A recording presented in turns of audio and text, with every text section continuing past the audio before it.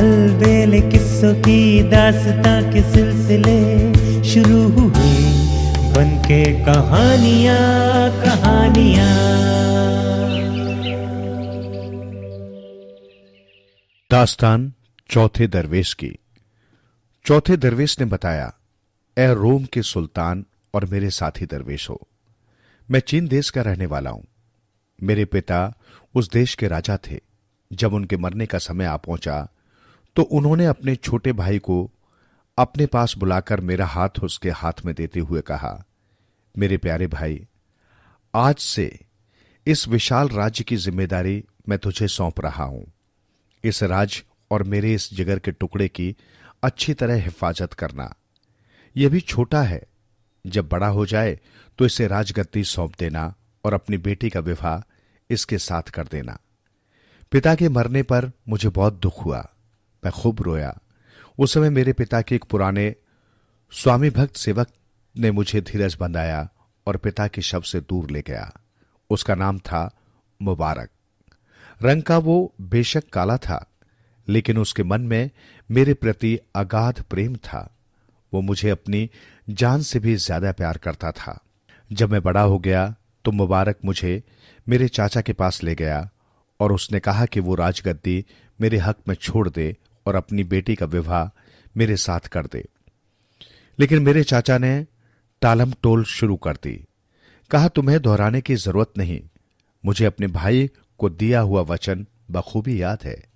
अभी कुछ और समय बीतने दो, उचित अवसर पर मैं स्वयं ही इसके लिए सिंहासन खाली कर दूंगा। समय बीतता रहा और मुबारक बार बार मेरे चाचा के पास जाकर उसे अपना वादा निभाने को कहता रहा, लेकिन मेरा चाचा हर बार कोई न कोई बहाना बनाकर उसकी बात टालता रहा। एक दिन मुबारक बहुत सवेरे मेरे पास पहुंचा और कहा, बेटा, तेरे चाचा की नीयत खराब हो गई है। वो तुझे मारकर सिंहासन स्वयं ही हत्या लेना चाहता है। उसने मुझे भी बहुत सा धन देने का लालच दिया है और कहा है कि मैं किसी तरह से तुझे समाप्त कर दूं। इस कमीने को ये पता नहीं कि मैं तुझे कितना प्यार करता हूं। तू तो मेरी आंखों का तारा है। तू किसी बात की चिंता मत कर, मैं अपनी जान देकर भी तेरे प्राणों की रक्षा करूंगा। मुबारक की स्वामी भक्ति देखकर मेरा सिर उसके प्रति श्रद्धा से झुक गया। मैंने उससे कहा, चाचा, अपने पिता की मौत के बाद मैंने तुम्हें ही अपना पिता माना है। मैं तुमसे उतना ही प्यार करता हूं जितना अपने पिता से करता था। आप जैसा भी आदेश देंगे मैं उसे हर हाल में पूरा करूंगा। मैं जानता हूं बेटा कि तुम मुझसे कितना प्यार करते हो। मुबारक मेरे सिर पर हाथ रखकर स्नेहपूर्ण स्वर में बोला, मैं तेरे चाचा के इरादों को भली भांति पहचान चुका हूं। वो मुझे हानि पहुंचाने की हर चंद कोशिश करता रहेगा, इसलिए अब हमें भी प्रयास करने होंगे कि उसके नापाक इरादे कामयाब न हो पाए। मैं उसका उपाय भी सोच चुका हूं, तू मेरे साथ चल। मैंने मुबारक से कोई जिरह न की, चुपचाप उसके पीछे चल पड़ा। वो मुझे महल के एक कक्ष में ले गया और कुदाली से एक स्थान की खुदाई करने लगा। कुछ खुदाई करने पर हमें पत्थर की एक सिल दिखाई दी। हमने उसे उठाया तो नीचे जाती हुई सीढ़ियां दिखाई दी। सीढ़ियों से उतरकर हम नीचे एक बड़े से कमरे में जा पहुंचे, जहां एक दीपक जल रहा था। दीपक की रोशनी में मैंने देखा वहां दीवार के साथ कुछ मिट्टी के घड़े रखे हुए थे, जिनकी कुल संख्या 49 थी। हर घड़े के ढक्कन के ऊपर एक एक बंदर बैठा हुआ था। ये बंदर मूल्यवान हीरों को तराश कर बनाए गए थे, लेकिन बिल्कुल जीवंत लगते थे। लगता था भी उठकर चलने लगेंगे। मुझे ये देखकर बहुत आश्चर्य हुआ। मैंने मुबारक से पूछा, चाचा, ये सब क्या है? मिट्टी के ये घड़े यहां क्यों रखे हैं और इन पर बैठे ये बंदर कैसे हैं? मुबारक ने मुस्कुराते हुए मुझे बताया, बेटा, इन घड़ों में तेरे पिता का गुप्त खजाना भरा हुआ है। हर घड़े में सोने और चांदी के सिक्के मुंह तक भरे हुए हैं। रही बात इन पर बैठे बंदरों की, तो इनकी एक अलग ही कहानी है। तू सुनना चाहेगा इस कहानी को? हाँ हाँ, सुनाइए ना, मैं तो ये सब जानने के लिए बहुत उत्सुक हो रहा हूं, मैंने जल्दी से कहा। तो सुन, ये बंदर सिर्फ दिखावटी बंदर नहीं है। इन बंदरों में अपार शक्ति भरी हुई है। एक एक बंदर में एक एक हजार जिन्नों की जादुई शक्ति छिपी हुई है। मेरी उत्सुकता चरम पर जा पहुंची। मैंने मुबारक से पूछ लिया, चाचा मुझे ये तो बताओ कि ये बंदर मेरे पिता के पास यहां आए कहां से? ये भी सुन, मुबारक बोला। तेरे पिता और जिन्नों के राजा मलिक सादिक में घनिष्ठ मित्रता थी। प्रतिवर्ष तेरे पिता एक विशेष अवसर पर जिन्नों के राजा के पास जाया करते थे। जब वे वापस आते थे तो एक बंदर उनके पास होता था। वो बंदर जिन्नों का राजा तेरे पिता को भेंट स्वरूप दिया करता था। अब तक ये 49 बंदर ही इकट्ठे हो सके हैं। अगर तेरे पिता एक वर्ष और जीवित रह पाते तो इनकी संख्या 50 हो जाती। तब क्या होता? मैंने पूछा। बेटा अभी ये सारे बंदर बेकार ही हैं। हम इनसे कोई काम नहीं ले सकते जब तक 50वां बंदर नहीं मिल जाता। ये हमारे किसी काम नहीं आ सकते। जिन्नों के राजा ने तेरे पिता से ऐसा ही कहा था। तब तो हमें 50वां बंदर हासिल करने की कोशिश करनी चाहिए, मैंने कहा, क्योंकि तब हमें 50,000 जिन्नों की शक्ति हासिल हो जाएगी और उनकी सहायता से मैं अपने चाचा द्वारा कब्जाया हुआ राज सिंहासन पुनः प्राप्त कर सकता हूं। हां, ऐसा ही करना होगा, मुबारक बोला। लेकिन उससे पहले मुझे एक काम और भी करना होगा जिससे तुम्हारा चाचा तुम्हारे रास्ते में रोड़े न अटका सके। मैं समझा नहीं चाचा, तुम कहना क्या चाहते हो? कौन सा काम करना चाहते हो तुम? मैंने पूछा। तो सुन, मुबारक ने बताया। मैं तुझे बता ही चुका हूं कि तेरे चाचा ने मुझे बहुत सारा धन देने का प्रलोभन दिया हुआ है, बशर्त मैं तेरी हत्या कर सकूं। अब मैं उसके पास जाऊंगा और उससे कहूंगा कि मुझे उसकी पेशकश मंजूर है। मैं किसी बहाने तुझे जंगल में ले जाकर तुझे खत्म कर दूंगा। मेरा आश्वासन पाकर वो निश्चिंत हो जाएगा और हमारे पीछे अपने जासूस नहीं लगाएगा। तब हम दोनों बिना किसी चिंता के अपना काम कर सकेंगे। तब फिर ऐसा ही करो। मैंने अपनी सहमति दे दी और फिर ऐसा ही हुआ। मुबारक ने जब मेरे चाचा को जाकर ये बताया कि वो उसके मार्ग का कांटा दूर कर देगा तो वो खुश हो गया। उसने मुबारक को कुछ धन भी दिया जिससे कि वो जल्दी से अपना काम कर सके। फिर एक दिन मुबारक मुझे अपने साथ लेकर चल दिया। कई महीनों तक हम दोनों पश्चिम की दिशा में चलते रहे। रास्ते में अनेक कठिनाइयां, बड़ी बड़ी बाधाएं आई जिन्हें मुबारक ने अपनी चतुराई से बड़ी सफलतापूर्वक दूर कर दिया और हम निरंतर अपनी यात्रा पर आगे बढ़ते रहे। एक स्थान पर रुककर हम दोनों ने विश्राम किया। वहीं मुबारक ने मेरी आंखों में एक प्रकार का सुरमा लगाया। सुरमा लगाते ही एक विलक्षण दृश्य मेरे सामने उजागर हो उठा। मुझे कुछ दूर काले पत्थरों से बना एक किला दिखाई दिया जिसके सामने जिन प्रहरी आग की तलवारें लिए खड़े थे। हम दोनों किले के दरवाजे पर पहुंचे। वहां मुबारक ने अपने दाएं हाथ से किसी विशेष प्रकार का संकेत किया जिससे जिन प्रहरियों ने किले का दरवाजा खोल दिया। एक जिन प्रहरी की अगुवाई में हम दोनों आगे बढ़ चले। मुबारक पहले भी कई बार मेरे पिता के साथ उस किले में आ जा चुका था, इसलिए वहां के नियम और तौर तरीकों से भली प्रकार परिचित था। हम कुछ कदम आगे बढ़े तो मुबारक ने फुसफुसाते स्वर में कहा, सावधान रहना बेटे, ये जिन्नों के राजा मलिक सादिक का महल है। द्वारपाल जिन हमें एक बड़े से हॉल में ले गया जहां एक बहुत ही भव्य सिंहासन पर जिन्नों का राजा बैठा हुआ था। उसके सिर पर हीरो जड़ा मुकुट चमचमा रहा था। हम दोनों ने उसे झुककर सलाम किया और आदरपूर्वक एक ओर खड़े हो गए।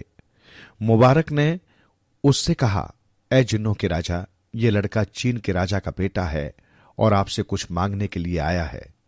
यह सुनकर मलिक सादिक बोला, चीन का राजा मेरा अच्छा मित्र था। वो प्रतिवर्ष मुझसे मिलने के लिए आया करता था। जब वो वापस लौटता था तो हर बार मैं उसे हीरों से निर्मित एक बंदर भेंट किया करता था। मैंने उसे 49 बंदर दिए थे, लेकिन फिर एक दिन उसकी मृत्यु हो गई। मुबारक बोला, ऐ जिन्नों के राजा, यह लड़का अपने पिता का सच्चा उत्तराधिकारी है, इसलिए 50वां बंदर लेने आया है। मुबारक के इस प्रश्न पर मलिक सादिक कुछ देर तक सोचता रहा। फिर उसने अपनी जेब से एक चित्र निकाला और उसे मुबारक को देते हुए कहा, मैं इसे 50वां बंदर दे दूंगा, बशर्त तुम लोग इस लड़की को खोजकर मेरे पास ले आओ। मैं इसे अपनी पत्नी बनाना चाहता हूं। मैंने भी उस चित्र को देखा और देखते ही मेरे होश उड़ गए। लड़की इतनी सुंदर थी जैसे पूर्णिमा का चांद। उस जैसी सुंदरता मैंने कभी पहले नहीं देखी थी। उस चित्र को देखकर मैं पागल सा हो उठा। हमने मलिक सादिक से विदा मांगी और वापस लौट आए। अब हम उस सुंदर लड़की की खोज में लग गए। हमने बहुत से गांव और शहरों में उस लड़की को खोजा, किंतु हमें निराशा ही हाथ लगी। एक दिन हम लड़की की तलाश में एक नगर की सड़कों पर भटक रहे थे कि तभी एक भिखारी भीख मांगने के लिए हमारे पास पहुंचा और हमसे भिक्षा की याचना की। मैंने एक सोने का सिक्का उसके भिक्षा पात्र में डाल दिया। सोने का सिक्का देखकर वो बहुत खुश हुआ और मुझे ढेरों दुआएं देता हुआ आगे की ओर चल दिया। एकाएक मेरे मन में विचार आया कि क्यों न इस भिखारी का पीछा करके देखूं कि ये जाता कहां है। ये सोचकर मैं मुबारक को वहीं छोड़कर भिखारी के पीछे लग गया। भिखारी जंगल की ओर चला जा रहा था। वहां प्राचीन काल की बनी एक इमारत थी जो पहले कभी कोई शानदार हवेली रही होगी, लेकिन अब खंडर बन चुकी थी। उसकी केवल दीवारें और छतें ही शेष रह गई थी। भिखारी उस इमारत में दाखिल हो गया। मुझे उसकी आवाज सुनाई दी, बेटी जरा इधर तो आ, देख आज भीख में मुझे एक दयालु व्यक्ति ने ये सोने का सिक्का दिया है, ईश्वर उसका भला करे। मैंने लड़की की आवाज सुनी। मैं अंदर पहुंचा। जैसे ही मेरी निगाह लड़की पर पड़ी, बस मैं उसे देखता ही रह गया। वो वही थी, वही चित्र वाली लड़की जिसकी खोज में हम दर दर भटक रहे थे। लड़की की निगाह जैसे ही मुझ पर पड़ी, वो तेजी से एक खंबे की आड़ में जाकर छिप गई। उस समय मैंने उन बाप बेटी से कोई बातचीत करना मुनासिब नहीं समझा, इसलिए चुपचाप लौट आया। अगले दिन मैं मुबारक के साथ उस खंडरनुमा हवेली में पहुंचा और बाहर से भिखारी को आवाज लगाई। मेरी आवाज सुनकर भिखारी बाहर निकला। मेरी सूरत पर नजर पड़ते ही थमक कर खड़ा हो गया। वो आशंकित हो उठा कि कहीं मैं कल दिए हुए अपने सोने के सिक्के को वापस लेने तो नहीं आया, लेकिन फिर भी वो हमें अंदर ले गया और टूटी सी चारपाई पर बैठाकर कहा, मैं आपको पहचान गया हूं, मेहरबान। कल आपने ही मुझे एक सोने का सिक्का भीख में दिया था, लेकिन मुझे आश्चर्य हो रहा है कि आप मेरे यहां किस उद्देश्य से आए हैं। एक भिखारी से आपको क्या काम हो सकता है? तब मुबारक ने कहा, आप घबराइए नहीं बुजुर्गवार, हम आपसे कल दिया हुआ सोने का सिक्का वापस लेने के लिए नहीं आए। एक दूसरा ही काम है जिसके कारण हमें आपके पास आना पड़ा है। कौन सा काम? भिखारी ने पूछा। उसके चेहरे पर छाए शंका के बादल अब छट चुके थे। मुबारक ने मेरी ओर संकेत करके कहा, इस नौजवान को देख रहे हो ना, ये चीन राज्य का शहजादा है। एक दिन इसने किसी के द्वारा तुम्हारी लड़की का चित्र देखा, बस तभी से उसका दीवाना बन गया है। हमने प्रतिज्ञा की है कि शादी करेगा तो उसी से, अन्यथा जीवन भर कुंवारा ही रहेगा। ये सुनकर भिखारी बोला, मेरी बेटी चीन जैसे विशाल साम्राज्य की रानी बने, इससे बड़ा मेरा सौभाग्य भला और क्या हो सकता है। फिर भी ये मुमकिन नहीं है। क्यों नहीं मुमकिन? क्या रुकावट है इसमें? मुबारक ने पूछा। भिखारी ने ठंडी सांस भरी और बोला, हे मेरे मेहरबान, बड़ी भारी रुकावट है। अपनी बेटी का विवाह करने में मेरी एक मजबूरी है। वही तो मैं जानना चाहता हूं कि कैसी मजबूरी है। सुनो, भिखारी ने कहा, इस लड़की का विवाह किसी और जगह होने वाला था, लेकिन निकाह के समय किसी अनदेखी शक्ति ने तलवार से दूल्हे का सिर काट दिया और किसी की गरजदार आवाज सुनी गई जिसमें चेतावनी दी गई कि जो भी व्यक्ति इस लड़की से विवाह करने का प्रयास करेगा उसका भी यही अंजाम होगा। इस लड़की से कोई आदमजात विवाह नहीं कर सकता। सारे नगर में ये बात फैल गई और लोग इस आश्चर्यजनक घटना के बारे में तरह तरह की बातें करने लगे। लोग कहने लगे कि इस लड़की पर कोई जिन्न सवार है। इन पिता पुत्री का नगर में रहना ठीक नहीं है, क्योंकि जिन्न का असर हमारे बाल बच्चों पर भी पड़ सकता है। इसलिए इसे नगर से निकाल बाहर करो। मरता क्या न करता। मैंने नगर छोड़ दिया और इस खंडर में आ बसा। तब से मैं यहीं रहता हूं, सिर्फ भीख मांगने के लिए ही नगर में जाता हूं।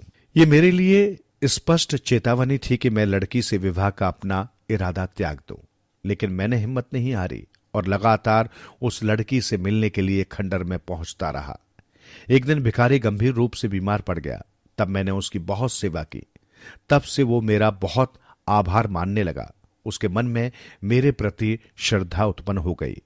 एक दिन मौका पाकर मैंने उससे फिर आग्रह किया कि वो अपनी बेटी का हाथ मेरे हाथ में दे दे। वो पहले तो इनकार करता रहा, लेकिन बार बार आग्रह करने पर उसने कहा, मैं हरगिज नहीं चाहता कि तुम्हारी जान चली जाए, लेकिन तुम अपनी जिद पर अड़े हुए हो तो ऐसा ही सही। तुम चाहो तो मेरी बेटी के साथ विवाह कर सकते हो। और फिर एक दिन उसने हम दोनों का विवाह करा दिया। विवाह के दौरान मेरे साथ कोई घटना न घटी। मैं उसकी बेटी के साथ विवाह कर उसे उस सराय में ले आया जहां मैं मुबारक के साथ ठहरा हुआ था। वहां मुझे मुबारक ने चेतावनी दी, बरखुरदार, तुमने अपनी मुराद तो पूरी कर ली, लेकिन इस बात को सदैव याद रखना कि तुम्हारी पत्नी नहीं, मलिक सादिक की अमानत है। मलिक सादिक भी ऐसा ही समझता है, अन्यथा विवाह के समय ही वो अदृश्य रहकर तुम्हारा सिर काट चुका होता। ये एक स्पष्ट इशारा था मेरे लिए कि मैं अभी अपनी पत्नी से कोई शारीरिक संबंध न बनाऊं। हालांकि मुबारक को यह बात भी भली भांति ज्ञात थी। हम दोनों अब एक दूसरे के बिना जीवित नहीं रह सकते थे, किंतु उसे मेरी जान बहुत प्यारी थी। अगले दिन हमने अपना सराय वाला आवास छोड़ दिया और तीनों जने ऊंटों पर बैठकर चल दिए। अब हमारी मंजिल थी जिन्न लोग, जहां हमें जिन्नों के राजा मलिक सादिक से मुलाकात करनी थी। हमें चलते चलते कई दिन व्यतीत हो गए। एक दिन मुबारक ने हमें एक स्थान पर ठहरने के लिए कहा। हम ऊंटों से उतर पड़े और कुछ घने वृक्षों की छांव में बैठकर विश्राम करने लगे। मुबारक ने संकेत करके उस सुंदरी को अपने पास बुलाया और कहा, बेटी, मैं कई दिन से महसूस कर रहा हूं तुम कुछ उद्गिन सी हो और बार बार मुझसे कुछ कहना चाहती हो, किंतु कह नहीं पा रही हो। बताओ क्या कहना चाहती हो। इस पर सुंदरी ने कहा, चाचा, सराय से निकलने के बाद मेरे पति ने मुझसे एक बार भी बातचीत करने का प्रयास नहीं किया। मैं उसकी ओर देखती हूं तो वो दूसरी ओर मुंह फिर लेता है। भला ये कैसा विवाह हुआ? अब मुबारक ने साफ साफ बता देना ही मुनासिब समझा। बोला, बेटी, तेरा और शहजादे का जो विवाह हुआ है वो असली नहीं था। हमें तुझे जिन्नों के राजा मलिक सादिक के पास ले जा रहे हैं। तू उसी की पत्नी बनेगी। ये सुनकर उस सुंदरी की आंखों में आंसू आ गए। उसने बड़ी बेबसी से मेरी तरफ देखा और पल्लू में सिर छुपाकर सिसकने लगी। मुझे भी उसकी बेबसी पर रोना आ गया और मेरी आंखों में भी आंसू झलक आए। मुबारक समझ गया कि हम दोनों एक दूसरे से बहुत प्यार करते हैं, इसलिए हमें आश्वासन देते हुए उसने कहा, बेटी, मैं तुम दोनों के दिलों की हालत जानता हूं। मेरे बच्चों, तुम चिंता मत करो। वक्त आने पर मैं तुम्हारे लिए जरूर कुछ न कुछ करूंगा। मुबारक ने एक बोतल अपने थैले से निकाली और उसे सुंदरी को देकर कहा, इस बोतल में दुर्गंध से भरा एक तेल है। मलिक सादिक के पास जाने से पूर्व तुम इस तेल को अपने शरीर से मल लेना। इसकी दुर्गंध से मलिक सादिक तुम्हारे नजदीक आने से कतराएगा। सुंदरी ने वैसा ही किया। जब हम मलिक सादिक के पास पहुंचे और सुंदरी को उसे पेश किया तो उसके पास आते ही वो छिटक कर दूर खड़ा हो गया और जोर से दहाड़ा, उफ, इसके जिस्म से तो सड़ाद उठ रही है। मैं इसे छूंगा भी नहीं। मैं इसे क्या समझता था और ये कैसे निकली। ये सुनकर मुबारक ने कहा, ऐ जिन्नों के राजा, हमने तो अपना वचन पूरा कर दिया। अब तुम इस सुंदरी को स्वीकार करते हो या अस्वीकार, ये तुम्हारे ऊपर निर्भर करता है। नहीं नहीं, मैं इसे स्वीकार नहीं कर सकता। मलिक सादिक गुस्से से बोला, ये जिन लोग की महारानी बनने के हरगिज योग्य नहीं है।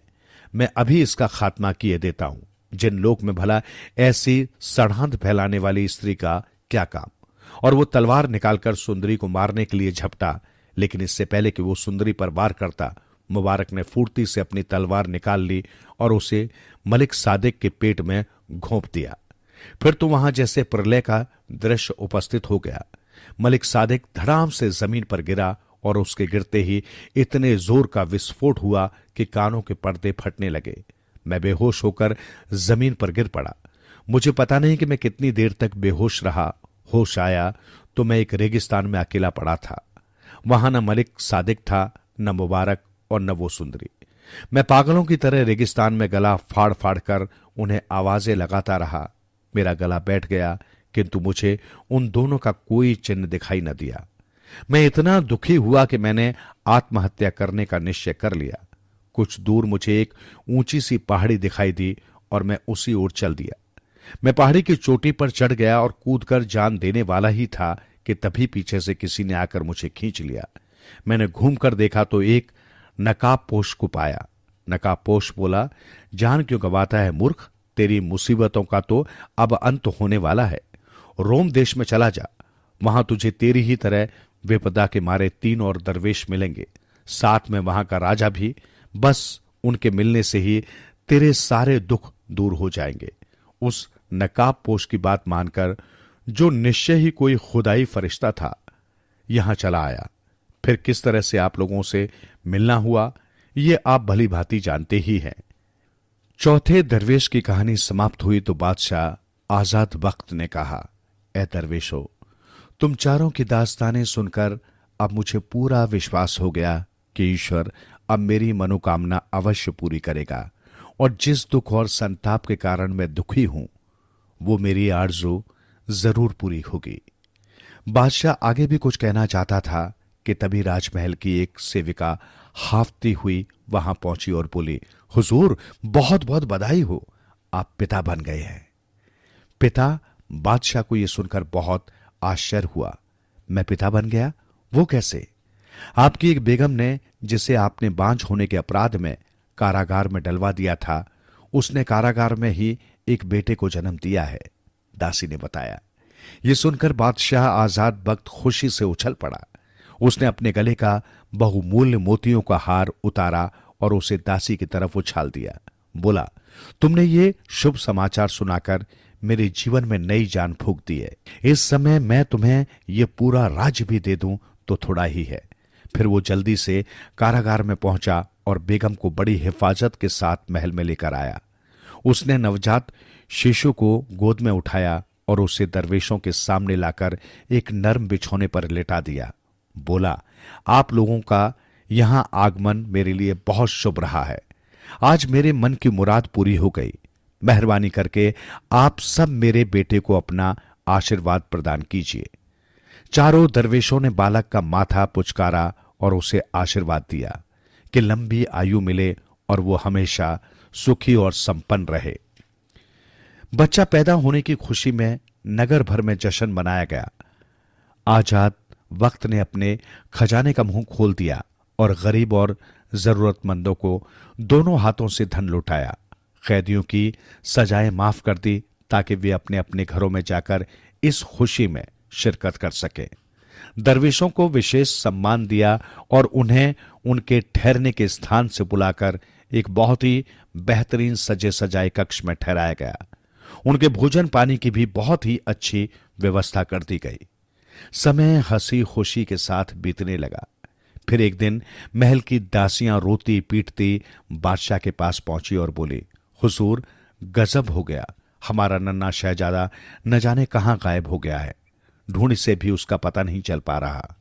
यह सुनकर बादशाह आजाद बख्त घबरा गया और बोला, यह सब कब और कैसे हुआ? कहीं तुम लोगों की लापरवाही से हमारे किसी दुश्मन का भेदिया तो महल में नहीं घुस आया?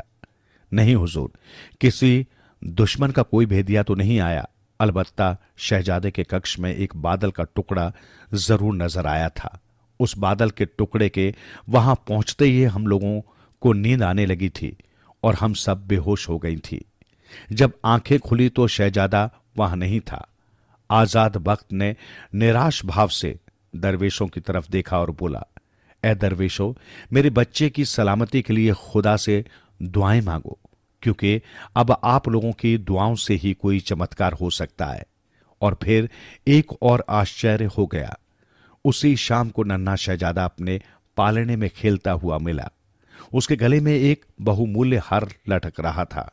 किसी को यह मालूम न हो सका कि शहजादा कहां गायब हो गया था और उसके गले में वो हार कहां से आ गया। अगले महीने चांद की पहली तारीख को शहजादा फिर रहस्यमय ढंग से गायब हो गया और शाम के समय स्वतः ही वापस आ गया। तब से हर महीने वो निश्चित तारीख को गायब हो जाता और फिर अपने आप लौट आता। इस प्रकार 2 वर्ष का समय बीत गया। अगली बार जब शहजादे के गायब होने का समय निकट आया तो दरवेशों ने आपस में मंत्रणा की और एक पत्र लिखकर उसे एक तावीज में रख दिया। फिर उन्होंने बादशाह आजाद बख्त के पास जाकर उसे वो तावीज देकर कहा, इस बार जब नन्हे शहजादे के गायब होने का समय आए तो उसके ठीक 1 दिन पूर्व इस तावीज को उसके गले में पहना देना। बादशाह ने वैसा ही किया। चांद की पहली तारीख को जब शहजादा गायब होकर लौटा तो उसके गले में दरवेशों द्वारा भेजे गए पत्र का उत्तर बंधा हुआ था। पत्र में लिखा था, ऐ रोम के बादशाह, मैं जानता हूं तू अपने पुत्र के बार बार गायब होने और उसके लौटने से परेशान भी है और आश्चर्यचकित भी। तेरी जिज्ञासा को शांत करने के लिए मैं एक उड़न खटोला भेज रहा हूं। तू अपने साथ चारों दरवेशों को लेकर मेरे पास पहुंच जा। उस दिन दोपहर के समय एक उड़न खटोला हवा में तैरता हुआ बादशाह के महल की छत पर उतरा। बादशाह सहित चारों दरवेश उस पर सवार हो गए। उड़न खटोला तीव्रता से एक दिशा में उड़ चला। काफी देर तक उड़ने के बाद उड़न खटोला एक बहुत ही भव्य महल के अंदर जाकर रुका। 5 व्यक्ति उस पर से नीचे उतर गए। महल में वहां का राजा एक सोने के सिंहासन पर बैठा था। उसने 5 व्यक्तियों का स्वागत सत्कार किया और उन्हें अपने सिंहासन के निकट ऊंचे आसनों पर बैठाया। फिर उसने उनसे कहा, ऐ मेरे प्रिय मेहमानों, मैं जिन्नों का राजा शहपाल हूं। मेरी कोई बेटी नहीं थी। मैंने ईश्वर से मन्नतें मांगी थी कि अगर मेरे घर किसी कन्या का जन्म हो जाए तो मैं उसका विवाह किसी मानव के साथ कर दूंगा। सौभाग्य से मेरी पत्नी ने बेटी को जन्म दिया। ठीक उसी दिन तुम्हारी बेगम ने भी बेटे को जन्म दिया। तुम्हारा बेटा मुझे बहुत पसंद आया और मैंने उसके साथ ही अपनी बेटी का विवाह करने का निश्चय कर लिया। तब से मैं हर महीने चांद की पहली तारीख को तुम्हारे बेटे को यहां बुला लेता हूं ताकि दोनों बच्चे एक दूसरे को भली भांति समझ लें और उनमें प्रीत प्यार की भावना बढ़ती रहे। दिन भर दोनों बच्चे मिलजुल खेलते हैं। शाम होने से पूर्व मैं तुम्हारे बेटे को तुम्हारे महल में पहुंचवा देता हूं। यह है तुम्हारे बेटे के गायब होने और प्रकट होने का रहस्य। उम्मीद है ये सब जानकर अब तुम्हारी जिज्ञासा शांत हो गई होगी। ये सुनकर बादशाह आजाद बख्त की प्रसन्नता का ठिकाना न रहा। वो बड़े प्रेम से जिन्नों के राजा से गले मिला और बोला, आज मैं बहुत खुश हूं। तुम्हारी बेटी मेरी बहू बने, इससे अधिक मेरे लिए प्रसन्नता की और कौन सी बात हो सकती है। जिन्नों के राजा ने उन 5 को शानदार भोजन कराया। भोजन के पश्चात जब वार्तालाप पुनः शुरू हुआ तो बादशाह आजाद बख्त और दरवेशों ने शहपाल को अपनी अपनी आप बीती सुनाई। सुनकर जिन्नों के राजा ने उसी समय संसार के सारे जिन राजाओं और जादूगरों को हाजिर होने का आदेश जारी कर दिया। जब वे सभी वहां पहुंच गए तो जिन्नों के राजा ने उनसे खोए हुए व्यक्तियों के विषय में प्रश्न पूछे। मलिक सादिक ने भिखारी की बेटी और मुबारक को तत्काल तीसरे दरवेश को सौंप दिया। उसने उन दोनों को नदी में बहते देखकर बाहर निकलवा लिया था। शहपाल के कहने पर 2 अन्य दरवेशों के प्रियजन भी उन्हें सौंप दिए गए। केवल एक जादूगर ही ऐसा था जिसने आने से इनकार कर दिया था। उसे लाने के लिए शहपाल ने अपने जिन सेना को भेज दिया और उसे बलपूर्वक पकड़वाकर अपने यहां बुलवा लिया। जब उस जादूगर पर बल प्रयोग किया गया तो उसने स्वीकार कर लिया कि उसी ने दमश्क की शहजादी का रेगिस्तान से अपहरण कराया था। उसने भी शहजादी को शहपाल के हवाले कर दिया। शहपाल ने शहजादी को पहले दरवेश को सौंप दिया। जिन्नों के राजा ने बहजाद को अपने पास रख लिया और उसे अपनी सेना के सेनापति का दायित्व सौंप दिया। 5 व्यक्ति 40 दिन तक राजा शहपाल के मेहमान बनकर रहे, फिर उसी उड़न खटोले में बैठकर वापस लौट आए। इस प्रकार सबकी मुरादें पूरी हो गई और चारों दरवेश खुशी खुशी अपने अपने देश लौट गए।